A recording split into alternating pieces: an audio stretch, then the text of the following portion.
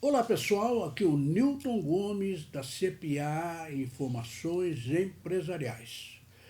Prossigamos aqui nos nossos vídeos sobre a reforma tributária e noticiar que ontem, dia 27 de agosto, ocorreu uma audiência pública lá na Câmara dos Deputados, na comissão especial. Vários especialistas aí sobre a matéria tiveram conversando a respeito lá do projeto da PEC 45, né? Na realidade, nós tivemos 4 especialistas que a gente comentou aqui e no final falou o relator Aguinaldo Ribeiro e deu um resumo geral sobre a matéria. Muito bem, nós vamos comentar a participação de cada um muito rapidamente, claro, né? E depois nós fazemos um arremate com o relator. Comigo aqui a Júlia Gomes. Oi pessoal, meu nome é Júlia Gomes aqui da CPA. Bom, o primeiro convidado que a gente vai falar é o Luiz Carlos Rauli, que fez um apanhado geral do seu trabalho, que desde o início está tramitando, é a PEC 293 de 2004, que atualmente está pronta para ir a plenário da Câmara. Esse mesmo projeto, ele recebeu o número de PEC 110 no Senado Federal. O Luiz Carlos Rauli ressaltou 2 diferenças, além de outras, entre o seu projeto e aquele que tramita na Câmara, que é a PEC 45. A primeira diferença é que para compor o IBS serão extintos 9 tributos, já na PEC 45 são apenas 5.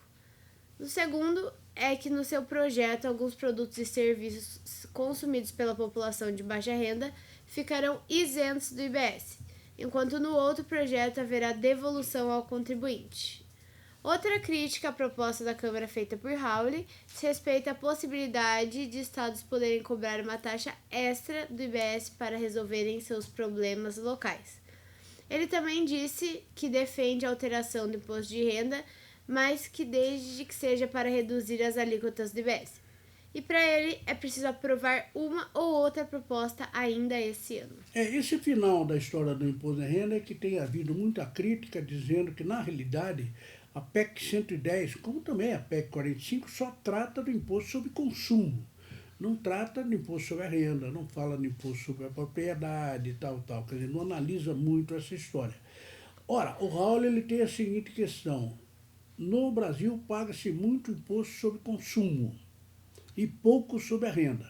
O que nós devemos fazer? Nós temos que aprovar essa reforma tributária para reduzir o imposto sobre consumo, mas ao mesmo tempo aumentar o imposto de renda de um modo tal que a carga tributária fique mais ou menos parecida. Essa é a tese do Luiz Carlos Rauli, que é o autor da primeira PEC, que é a PEC 110. Mas ele estava discutindo lá na audiência pública da PEC 45, que tinha um outro convidado ilustre, que é o Mailson da Nóbrega. Bom, ele fez um rápido histórico das reformas tributárias que foram tentadas no Brasil a partir da Constituição de 88 e no final fez vários elogios à PEC 45, ressaltando que se trata do melhor projeto em discussão atualmente. Para ele, a tributação sobre a renda pode ser feita depois. Além disso, ele reconhece que a PEC não resolve a questão da regressividade, mas simplifica e torna transparente o sistema, e prevê a devolução do imposto pago pela baixa renda por meios da política pública. Muito bem, então, algumas ideias interessantes do Mailson. Ele, inclusive, elogiou a PEC 45, né? Isso na presença do Raul, que é a PEC 110, né?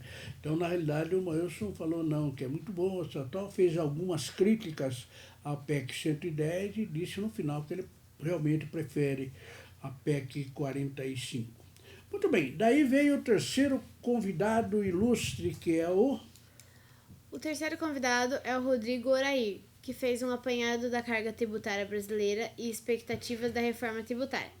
Ele comentou que o IVA é um tributo moderno, utilizado em mais de 160 países, e que no Brasil a tributação dos bens e serviços está entre as mais altas do mundo. A maior delas é a Hungria. E o princípio básico das duas propostas é não reduzir nem aumentar a carga tributária. Além disso, ele defende a inclusão das alterações da tributação da renda na proposta, mas desde que seja para reduzir as alíquotas do IBS. Muito bem, o Rodrigo Dair, ele é um técnico, né, ele é do IPEA, do Instituto de Pesquisas Econômicas Aplicadas, muito conhecedor do assunto, etc., né? E ele combateu um pouco aquela ideia do pessoal que defende a CPMF lá e tal, né? Porque esse pessoal que quer a CPMF diz que o IVA é um imposto antigo, idoso, que não vale mais, tal, tal. E ele combateu tudo isso, ele corre o mundo aí, ele falou, não, de jeito nenhum. O IVA é aplicado em mais de 160 países, é um tributo moderno, que está sendo mudado, claro, porque todo o tributo tem que ficar mudando, né?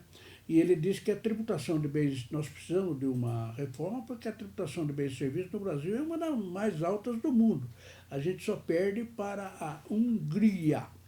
Muito bem, e aí ele lembrou que a questão do imposto de renda na proposta pode ser feita, é uma posição que coincide com o Rowley.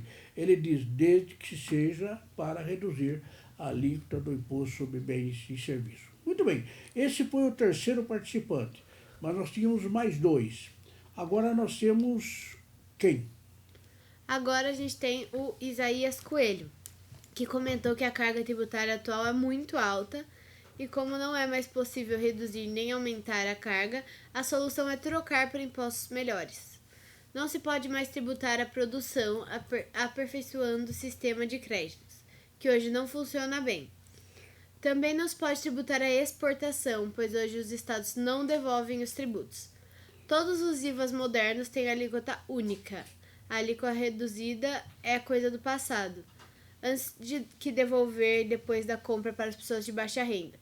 Ele defendeu, porém, que é preciso muito cuidado para a adoção de impostos seletivos que causam a desigualdade, e disse que na Europa se usa tributação progressiva, mas isso não impacta na redução da desigualdade, enquanto a distribuição de renda, sim. É interessante, o Isaías ele foi até, ocupou cargos aí no governo, cargos importantes, e ele é um economista muito respeitado. E gozado que ele chegou para a reunião ontem e ele veio diretamente do Peru, estava lá em La Paz, não é isso, João? Capital do Peru é La Paz. Na realidade, ele estava no Peru e veio dizendo que no Peru o desenvolvimento é maior, que é isso, que é aquilo. Falou várias coisas em que o Peru, que é o país menorzinho, está ganhando do Brasil e nós temos que tomar algumas providências. Aí falou a respeito, deu alguns detalhes a respeito disso, a respeito do IVA, que é o melhor. Inclusive comentou aquela história de baixa renda, ele falou que essa história da alíquota reduzida é coisa do passado, nós temos que ter uma alíquota uniforme para todo mundo e, se for o caso, podemos devolver. Criticou a questão dos impostos seletivos e falou um pouco da tributação progressiva. Bom, de uma forma tal, a participação do Isaías Coelho realmente foi muito boa, né? Ele é um profundo conhecedor e enriqueceu bastante essa discussão de ontem. Muito bem, depois houve o último participante, que na realidade não é um convidado. O último participante, ele é relator da proposta de emenda constitucional, é o deputado Aguinaldo Ribeiro. Ele argumentou que a comissão espera que o projeto seja aprovado até dezembro desse ano e, na sequência, lembrou do problema da regressividade atual do sistema. Além disso, comentou os prazos de transição e problemas da Zona Franca de Manaus. Isso, o Aguinaldo Ribeiro é pernambucano, né?